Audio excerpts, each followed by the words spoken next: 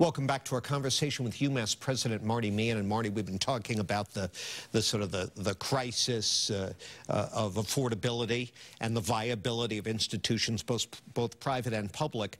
Let's talk specifically about how kids are going to afford UMass going forward. The chancellor at UMass Amherst, Mr. Subbaswamy, said recently, what we're missing is an honest conversation about increasing revenues. And he asked, are members of the legislature willing to take the heat? Now, this is not a new question. Yep. And I know you're up there every year begging them for more. Where do we stand now? We're in flush times in statewide, aren't we, in the economy? It's a challenge because, and I'll tell you, I referenced when I attended UMass Lowell, about 85% of the budget at UMass Lowell, when I was a student there, came from the state. Today, it's about 22% of the overall UMass budget. So what we've seen is a shifting of responsibility for paying for a UMass education has gone from the Commonwealth largely now to students and their families. I don't think that that's a good trend. The challenge is, how do we turn that around? One of the things I've been working on is fiscal responsibility within UMass, finding ways to save money by buying, purchasing in bulk, procurement policies, having more transparency on our own finances. How about cutting administrators? Right. Well, in many instances, we have to do that because we have a 2% margin that we want to make and to be healthy for the next 50 years. So that has involved in cuts, and there are cuts that are taking place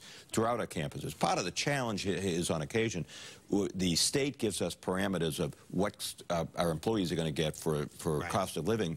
If they don't fund that, that obviously comes from somewhere.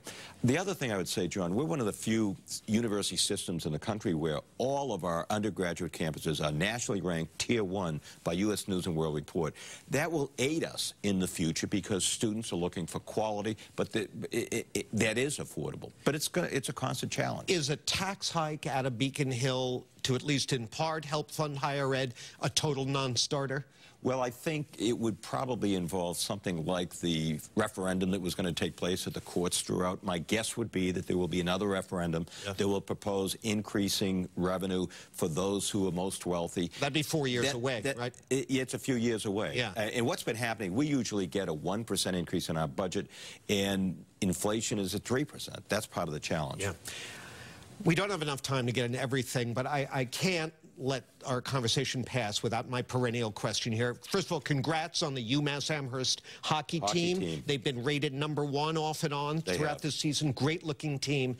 UMass football, one game at Gillette this past season against BYU. Yes. Last time you were here, I kind of bet you that they wouldn't draw flies. They drew about 14,000, which has been average. Is that the last game at Gillette we're going to see?